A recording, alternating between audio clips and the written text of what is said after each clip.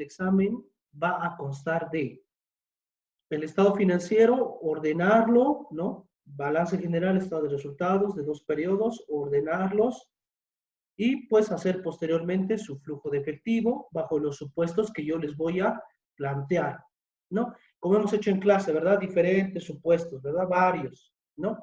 Va a ser de la misma manera, ¿no? Luego, lo que estamos haciendo ahora también, la parte teórica, va a entrar unas 5 a 10 preguntas teóricas que va a formar una nota del examen y también lo que vamos a ver el día de hoy.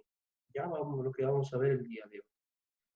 Entonces, en ese sentido, eso van a ser nuestros puntos. Muy aparte también de los que son los puntos de trabajos. En tal sentido, 25 puntos el examen y 10 puntos las prácticas de aula. ¿Ya? 10 puntos las prácticas de aula, lo que hemos subido al módulo, y 25 puntos el examen. ¿Ya? El examen, lo voy a anotar aquí arriba. Aquí arriba lo voy a anotar. Que ahora vamos a acceder a esto. Va a ser a las 8 de la noche. ¿Ya? Para nadie, ¿no? Ha habido algunos que me han dicho que querían dar a las 8 porque muchos recién iban a estar llegando a sus casas. Entonces, bueno, muchos me han contactado por privado y me indicaron que si por favor podíamos dar esa hora. El examen técnicamente tenía que ser un día como hoy, pero vamos a aprovechar hoy para avanzar. Y va a ser el día, lo voy a colocar acá, con un color que no hemos utilizado, sábado, de 8 en punto a 10 y media. Van a tener harto tiempo, 2 horas y media. De 8 a 10 y media. 2 horas y media para hacer el examen, ¿no? Van a tener un montón de tiempo. Además que yo también voy a estar conectado vía Zoom para cualquier duda que ustedes tengan acerca de la resolución, ¿no? Algún problema, algo que no entiendan. Pues yo también voy a estar conectado en ese lapso de tiempo, ¿no? Voy a estar conectado también, ¿ya? Yendo entonces en ese sentido, chicos, ¿hay alguna duda más sobre la hora, día y el examen? Todo es a mano, ¿no, Belice? Lo ideal sí, por favor, traten de Ya. hacer, porque Sí, si va a mejor. ser en Excel, ¿qué va a pasar? Uno va a hacer y va a pasar a 10, luego otro va a Algunos no pasar a sabemos 5, igual tanto, por eso. o algunos no, o hay mucha desventaja a veces, ¿no? El primer examen quiero que hagan así, el segundo ya va a ser en Excel. Bueno, en realidad el segundo examen va a ser como tú quieras. Si quieres hacer Excel, haces puro Excel. Y si quieres hacer a mano, puro a mano, a elección propia, porque también no puedo exigir una sola herramienta a todos, porque tal vez algunos no tienen PC, solamente venden celular, ¿no? No te puedo pedir que me hagas un Excel en un celular, ¿no? Entonces, es algo complicado. Pero para el segundo examen, ya les estoy advirtiendo, va a ser en Excel. Entonces, vayan preveyendo, ¿ya? Va a ser Excel o si tú quieres a mano, o sea, la forma que tú quieras, ¿no? ¿Ya? Y va a ser la misma cantidad de tiempo, 2 horas y media también, y segundo parcial, ¿ya? Entonces, 8 de la noche ya van a estar bien cenados, van a descansar todo el día, van a estudiar todo el día, o sea, van a estar bien, ¿no? Entonces, yo pienso que es una hora coherente, ¿ya? Y además que sábado, pues ustedes ya no salen, ¿no? Todos están encerrados en sus casas, así que no les perjudica tampoco en ese sentido, ¿ya? Y también, si alguien tiene algún problema y no va a poder estar ese día, por favor, comuníqueme con anticipación. No cuando sea la hora del examen o haya pasado 2, 3 días y recién me diga, le dice, no he dado examen por esta razón. No, ¿por qué no me dices ese mismo día, no? O ¿por qué esperaste media semana? ¿Qué me ha pasado con otros grupos? ¿Ya? Si tienen algo que yo no soy alguien que no comprende, pero tampoco soy adivino. Así que si te pasa algo, pues me tienes que comentar, ¿no? Para que yo pueda saber, ¿no? Entonces, porque si tú no me dices, yo supongo que no da examen y para mí es 0, ¿ya? Entonces, por favor, cualquier duda, todos estamos para colaborarnos, pero también tienen que comunicar. Ya, bien, ahora sí seguiremos con nuestro avance. Nos hemos quedado en el análisis del sector, ¿ya? Que era justamente un estudio en el sentido de la empresa con respecto a qué? A las fortalezas que tiene este sector y su capacidad de generar ganancias, porque cada sector tiene una diferente forma de generar ganancias, no todos generan de la misma manera, ¿no? Hay negocios que son más rentables que otros y también no solamente depende del sector, sino también de la época o del entorno. Por eso vimos el análisis PESLA, ¿verdad? Y para que se den cuenta, ¿no? Antes de febrero, de enero, un sector generaba buen lucro, comida, restaurantes, entretenimiento, ¿no? Diciembre, noviembre del año pasado. Y el sector salud no era tan fuerte, era algo que sí existía, pero no era algo que era muy exigido, ¿no? No era un negocio ultra rentable. Pero ¿qué pasó? En marzo vino la cuarentena y por el entorno, la época y las circunstancias de la sociedad, pues los negocios de restaurantes, entretenimiento, tuvieron muchas pérdidas o cerraron. Pero por contrapartida, el negocio farmacéutico y de salud repuntaron, ¿no? Sus ventas se incrementaron exponencialmente, ¿verdad?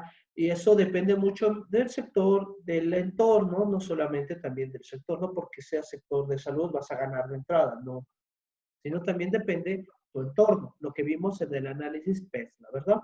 Comprender nuestro entorno para poder entender justamente el sector que vamos a elegir funcionar. Y en ese sentido, pues hablábamos de negocios que tienen 4 etapas, negocios que están en la etapa de introducción, negocios que están en la etapa de crecimiento, negocios que están en la etapa de madurez y negocios que están en la etapa de decadencia. Negocios que por su parte pueden llegar a desaparecer, pueden llegar a fragmentarse o negocios que pueden renovarse, ¿ya? Reinventarse también, ¿no? Entonces, en tal sentido, pues los negocios pueden sufrir estas situaciones, ¿no? Depende de ellos mismos. Bien, siguiendo de este punto, ¿por qué estamos analizando tanto esto? ¿No? ¿Por qué estamos analizando tanto esto? Porque lo importante, sobre todo en la administración, la ingeniería comercial, es conocer el entorno, conocer las variables cualitativas. A diferencia que, por ejemplo, en contaduría e ingeniería financiera, que no llevamos tan a profundidad esto. ¿Ya? ¿Por qué? Porque lo que buscamos allá es más un análisis numérico, cuantitativo. Pero acá buscamos un análisis más amplio, no un criterio de mayor cualidad, no criterios de seleccionar, identificar características, ¿no? Entonces, vamos a ver el análisis por fuerzas de Porter, que ustedes lo deben conocer muy bien, ¿no? El análisis de las fuerzas de Porter, ¿no?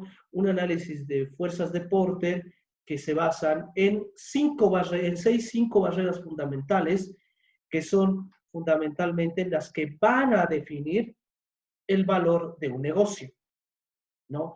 ¿Cuáles son esas barreras que son el fundamento de las fuerzas de Porter?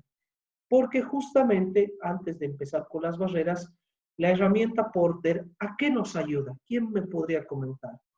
¿No? Hacer el análisis de las fuerzas de Porter, ¿para qué me sirve?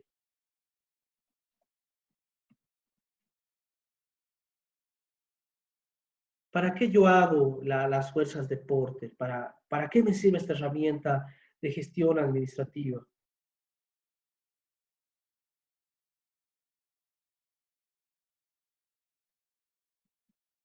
¿Cuál es la finalidad de hacer Porter? Es una medida, como digo, estratégica, ¿no? ¿Qué más? A ver, Sí, es dime, como dime. para determinar la competitividad en el mercado. Sí. Sí, eso está bien. Esa es también otra, ¿no? Es como dice su compañera, la herramienta de Porter nos ayuda a uno a medir la competitividad del mercado, generar políticas estratégicas de largo plazo. O dicho de otro modo, al hacer análisis Porter, nosotros como analistas vamos a poder determinar si el sector, ¿no?, empresarial en el cual nosotros nos encontramos nos va a generar beneficio económico a futuro o nos va a ayudar a identificar si pues estamos empezando a perder fuerza. Por eso se llaman fuerzas de Porter. ¿no? Entonces es una medida de gestión estratégica con la finalidad justamente de analizar cuál es la situación que yo voy a tener como negocio en un futuro. Y este futuro, cada día que pasa, se acerca mucho más, ¿no? Entonces, esto nos ayuda a identificar justamente aquello. Pues en tal sentido, vamos a analizar cuáles son esas situaciones que nosotros vamos a ver. Una de ellas es el análisis y el estudio de las economías a escala. ¿Qué entienden por economías de escala? O alguien que haya escuchado ese término. ¿Sí? Licen, se refiere a producir mucho, o sea, mucho más para bajar los costos. Eso justamente, ¿no? ¿Qué país se caracterizó o fue pionero en esto de las economías de escala? ¿Qué país fue pionero en esto? China, Lice. Eso, China, ¿verdad? China, gracias a ese modelo de gestión, logró en su momento que le generaron gran beneficio económico, ¿no? De las economías de escala, ahora la vamos a estudiar, acá hay un pequeño ejemplo para eso, ¿ya? Las economías de escala aprovechan mucho el costo fijo, lo que vamos a ver en nuestra penúltima unidad, que es el apalancamiento operativo y apalancamiento financiero. Ahí vamos a estudiar ese efecto de economías de escala, ¿ya? Pero es como dicen sus dos compañeras, uno que es justamente un modelo de eficiencia y del aprovechamiento de los recursos a producir gran cantidad de ítems, y justamente también al producir una gran cantidad de ítems, ¿qué es lo que pasa? Pues abaratas el costo. ¿Cuál de los costos? ¿El variable o el fijo? En el entendido que tenemos dos tipos de costo, ¿verdad? Costo variable y costo fijo.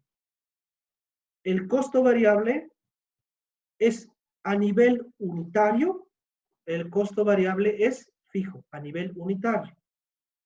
Y el costo variable a nivel general es variable. ¿Qué quiere decir esto? Por ejemplo, si yo produzco 10 unidades, ya sé que cada unidad me cuesta producir 2. Entonces, si produzco 10, ¿cuánto va a ser mi producción? 20. Pero si produzco 100 unidades, ¿cuánto va a ser mi producción? 200, ¿verdad? El costo de la producción. Entonces, ¿a qué se refiere este principio? A nivel unitario es fijo. Fíjense, no importó si yo producía 10 o 100, igual seguía costando 2. No importaba eso. Pero a nivel general es variable, o sea, los totales. Fíjense, si producía 10 era 20. Si producía 100, el costo era 200. Entonces, se dan cuenta, a nivel unitario es fijo, pero a nivel general o total es variable. Pero vámonos al otro, al que nos interesa realmente. El costo fijo. El costo fijo, que es este de acá, tiene la característica por el contrario. A nivel unitario, este es variable, pero a nivel general o total, este es fijo. Un ejemplo de costo fijo, ¿quién me podría dar? El alquiler, Licen. Eso, los alquileres. Los alquileres. Entonces, hagamos un ejemplo de esto. Mi alquiler es 1,000 bolivianos mes del galpón que yo utilizo o de la tienda que yo voy a utilizar para vender, ¿no? Entonces, yo voy a pagar 1,000 cada mes. ¿Va a ser 1,000 bolivianos si yo produzco 10 unidades? Sí, voy a seguir pagando 1,000. Si yo produzco 100 unidades, ¿el alquiler va a seguir siendo 1,000? Sí, va a seguir siendo 1,000. Si produzco 1,000 unidades, ¿el alquiler va a seguir siendo 1,000? Sí, ¿verdad? No importa cuánto yo venda o produzca, el alquiler va a seguir siendo siempre el mismo. Entonces, ¿por qué decimos que a nivel unitario es variable? Fíjense, si yo produzco 10 unidades y el alquiler es 1,000, ¿cuánto le corresponde a cada unidad? 100. Si mi alquiler es 1000, pero yo vendo 100 unidades, ¿cuál es mi costo fijo por cada unidad? 10. Y en el último caso que vendí 1000, 1. ¿Se dan cuenta? A nivel unitario es variable y a nivel general es fijo. No, porque siempre voy a pagar 1000, no importa si produzco más o menos. Pero si yo calculo cuánto es el costo fijo por unidad, ahí cambia. Fíjense. Pero fíjense el costo variable, siempre es el mismo. Cambia a nivel general. ¿Se dan cuenta? Entonces, ¿qué pasó? ¿Qué pasa en las economías de escala? Pues justamente aquello. Aprovechamos los costos fijos y producimos mayor cantidad de unidades. Hacemos producción de tipo continua, producción en masa, producción en volumen, ¿no? Porque hay dos tipos de sistemas de costeo. El costeo por orden y el costeo por proceso. El costeo por orden es en base a pedido. En cambio, el costo por proceso es una producción masiva, ¿no? Yo produzco y produzco y produzco continuamente.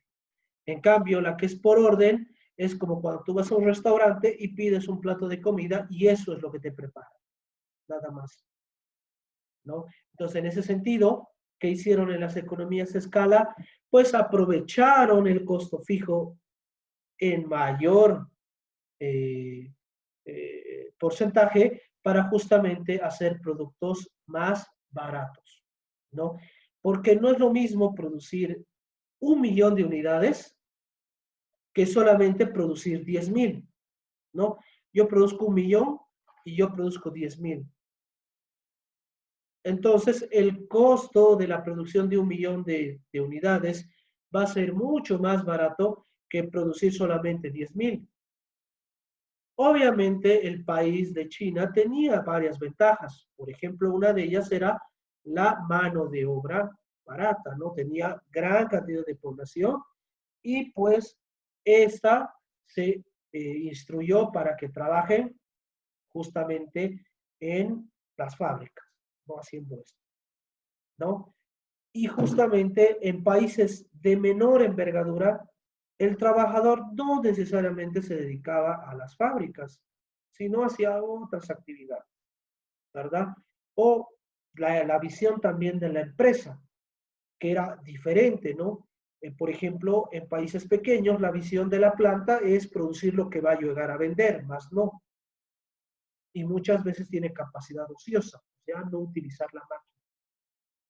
Por ejemplo, la máquina puede producir 1.000 unidades al día, pero yo no vendo 1.000 unidades al día, solamente vendo 100.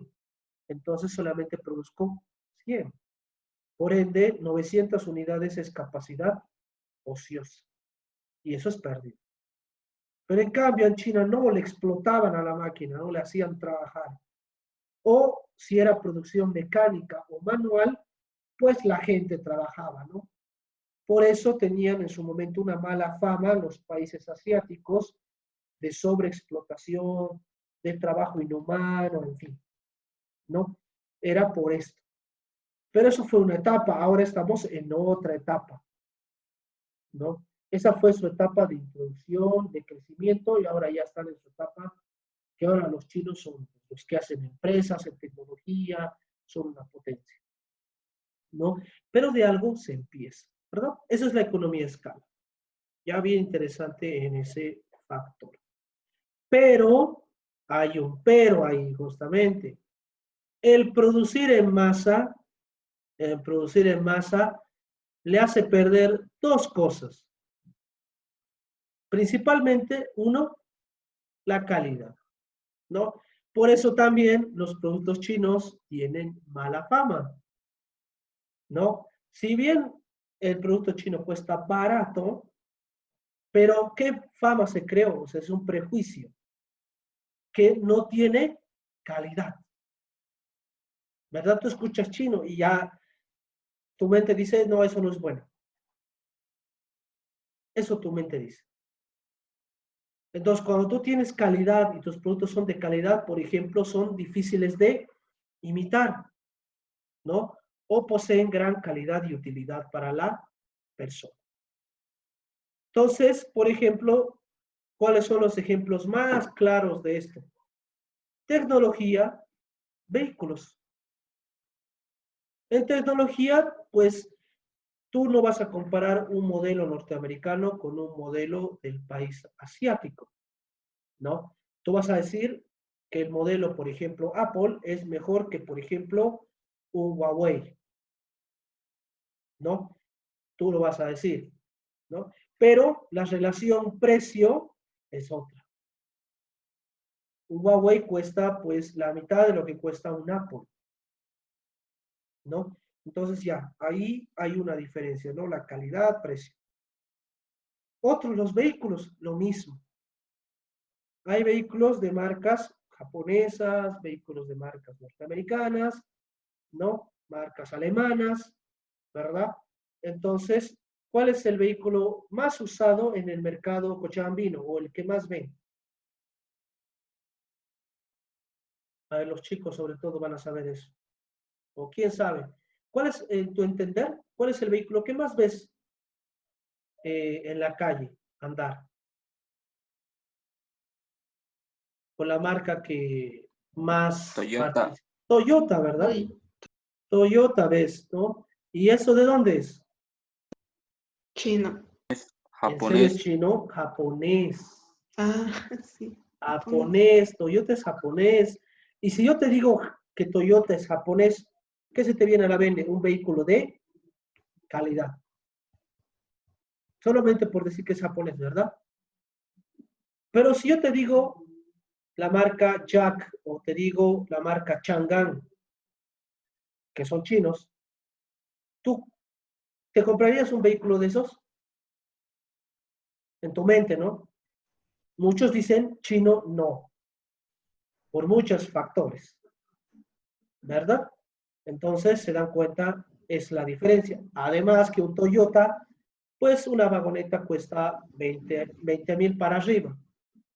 En cambio, una vagoneta china, Jack Chang'an, cuesta pues 14,000 para abajo, ¿no? Las de lujo 16,000, ¿no? Pero una de lujo Toyota está a 25, por ejemplo. Una vagoneta, ¿no? De las mismas características. O por ejemplo, puedes comparar, no sé, un RAV4 con el 6.6, que es el de Jack, por ejemplo, ¿no? Que son vagonetas ya casi camionetas grandes, ¿no? Entonces la relación precio es totalmente diferente. Pero hay que tener en cuenta que muchas empresas empezaron de esa manera. Por ejemplo, Kia empezó así, ¿no? Empezó con auto barato, ahora ya es una marca consolidada, ¿no? Diversas marcas empiezan de esa manera, no es que de la noche a la mañana son de lujo, no, sino que van evolucionando. Y en el caso chino es mucho más interesante porque tienen plantas de ensamblaje en México, en Chile, o sea, ya es cercano y va mejorando de a poco. Pero ¿cuál es el problema? El prejuicio que no tenemos, ¿no? Es muy importante eso, ¿no? Pero ahora que tenemos internet y todo aquello, ya podemos investigar mucho más, ¿no? Cuando quieras comprar un vehículo, puedes visitar, averiguar, tantas reseñas hay por internet, ¿verdad? Entonces, hay que también utilizar la información a nuestro favor, lo que era un principio financiero, ¿recuerdan? ¿Cuál era el principio financiero que hablaba acerca de la información? ¿Quién me puede decir? Vaya a su examen. Bueno, el sábado. Puede ser una pregunta de examen. ¿Cuál era el principio financiero que hablaba acerca de justamente la información? El de eficiencia de mercados, ¿verdad? Ese te hablaba que justamente tú podías tomar una decisión en base a contar con una información disponible, información transparente, ¿verdad? Entonces, ahora tenemos eso a nuestra disposición, mucha información. Pues podemos tomar la decisión adecuada, ¿no? Entonces tenemos uno, para evaluar Porter, vemos primero las economías de escala. una de las barreras. 2, diferenciación del producto, calidad, ¿no? Fundamentalmente la calidad, ¿no? ¿Por qué creen que Apple se mantiene a pesar que tiene precio elevado en comparación con otras empresas como de las pioneras? Por su calidad, ¿no? Eso vamos a verlo más adelante en otra estrategia de evaluación. Luego, hablamos acerca de inversión, inversiones realizadas, tecnología, por ejemplo, capacitación, investigación, desarrollo. Esa también es otra barrera, ¿no? Porque si, por ejemplo, tú eres una empresa que constantemente está innovando, desarrollando productos, va a ser muy difícil que tengas una competencia directa. O si eres una empresa que solamente se dedica a consumir o a producir o solamente comerciar algo que ya está en el mercado, entonces es mucho más fácil que, por ejemplo, tengas competencia, ¿verdad? Entonces, también las inversiones juegan un papel fundamental dentro de las barreras para el sector. Luego, las desventajas de costos, que esto se traduce en eficiencia, hacer menos, perdón, hacer más con menos. No ser eficiente es hacer muchas cosas con la menor cantidad de recursos posibles. Luego el acceso a los canales de distribución. Estos tres son muy buenos. ¿Cuáles son los canales de distribución que puede tener una empresa? Directo y directo. Eso, los del canal puede ser directo. ¿Cuál es el otro? Indirecto. ¿Cuál es la característica del canal directo? Prácticamente de productor a consumidor, dice. Eso justamente, ¿verdad? El canal directo es que el fabricante vende su producto al consumidor y no hay intermediarios, ¿no? Básicamente esto es, los servicios normalmente son de canal directo, ¿no? O muchas industrias hacen también esta actividad. ¿Cuál es el canal indirecto? A ver, algunos ejemplos del canal indirecto, porque eso también tiene su clasificación. El canal indirecto, pues si el directo es directamente al consumidor, el indirecto no, ¿verdad? ¿Y cómo llega al consumidor? A través de intermediarios. En tal sentido, este se divide en dos, el canal corto y el canal largo. ¿Cuál es la característica del canal corto?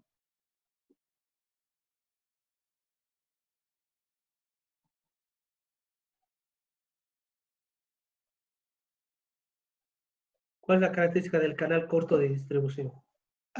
¿Es del productor al consumidor? No, ese es el directo. Estamos hablando ahora del indirecto. Sí, sí, sí. Estamos hablando del indirecto. ¿Puedes repetir la pregunta, Lice? ¿Cuál es la característica del canal corto de distribución? Licen, ¿podría del productor al minorista y luego al consumidor? A ver, ¿cuál sería un ejemplo de eso? Por ejemplo, Licen, podría ser, por ejemplo, ¿no? Hay una empresa, o puede ser Coca-Cola, ¿no? Que produce sus productos y lo lleva al kiosco y del kiosco nos llega a los consumidores finales. Ya, bueno, tu ejemplo de CBN, Coca-Cola. CBN igual. Ya, CBN y Coca-Cola aplican el modelo corto y el modelo largo, ¿no? Aplican las dos, no es exclusivamente de esto. ¿No? ¿Por qué? Porque, por ejemplo, el canal corto habla, como dice su compañero, justamente cuando el fabricante, ¿no? El que produce el bien, lo utiliza un canal intermedio que puede ser, por ejemplo, una tienda grande, que esta es la que va a distribuir al consumidor, ¿no? Normalmente esta tienda grande se la conoce como mercado, supermercado, micromercado, ¿no? El que abastece al consumidor de una zona, ¿no? Porque, por ejemplo, tú no vas al supermercado a comprar para revender, por ejemplo, ¿verdad? No lo haces. ¿Se dan cuenta? Esa es la característica del canal corto, que no te das opción. Pues tú vas al supermercado, compras y es para consumir. No puedes ir al supermercado a comprar para revender, por ejemplo. No te da. En cambio, el canal largo es en el que pasa por muchas etapas, ¿no? El productor le venderá tal vez a un mayorista, como venden, por ejemplo, los detergentes o los caramelos, ¿no? Ahí en la cancha, ¿no? Les distribuyen a los mayoristas, tú vas al mayorista, le compras y te vuelves, digamos, un semi-mayorista, ¿no? Un distribuidor, ¿ya? Por ejemplo, yo soy de Quillacollo, entonces voy a la ciudad, voy ahí a la Honduras, al cerro, ¿no? Ahí venden los mayoristas, ¿no? Voy y me compro de ahí un montón. Luego yo me llevo eso a Quillacollo y yo me convierto en el mayorista de Quillacollo y le vendo a varios revendedores, por ejemplo, ¿no? Ellos van a ir, irán pues a Sipe, uno irá a Vinto, otro irá a Concapirua, digamos, ¿verdad? Y ellos se van a encargar de vender pues en sus zonas, ¿verdad? ¿No? En Colcapiro igual, otro semi-mayorista y venderá a otros, ¿no? Y luego recién va a llegar a la tienda. ¿Se dan cuenta? Eso es una cadena de canal largo, ¿no? Porque ahí hay muchos intermediarios, ¿no? Por ejemplo, la agencia, ¿no? La agencia le compra pues a la empresa. Luego la agencia le vende pues a otros distribuidores menores, ¿no? Que por ejemplo pueden ser los que te venden en vehículos. Estos depositan en las tiendas y luego las tiendas recién te venden a ti, ¿no? Este es un canal mucho más largo, ¿no? Pero ¿cuál es el problema del canal largo? Que el precio se ve incrementado a medida que va pasando de uno a otro, ¿no? Eso es muy importante destacar. Y eso es también una de las barreras con respecto a las fuerzas de poder. Y por último, siempre, como siempre, el gobierno, ¿no? Por ejemplo, el gobierno puede implantar una política para que no se importen productos al país, ¿no? Ah, entonces, por ejemplo, tú puedes tener, por ejemplo, tú eres una cerveza boliviana, digamos, ¿no? ¿Ya? Y pues, como CBN tenía la competencia de Beck, de Conti, que era, perdón, Beck es de CBN, ¿no? Conti, por ejemplo, que es una pesada, ¿no? Que ha entrado fuerte en el mercado. Entonces el gobierno dice, no, solamente cerveza producida en el país, la importada no entra. Esa política te ayuda a ti, te vuelve más fuerte, ¿no? Pero si tú eras importador de esa cerveza, por ejemplo, ¿qué pasa? Te es más difícil competir. Depende también de qué lado estés, ¿ya? Y pues con eso, ahora bien, nos vamos a lo que es el porter como tal, ¿ya? Voy a cerrar la sesión y hacemos lo que es porter al regresar. ¿Ya? Ahorita cierro la sesión y pues nos conectamos.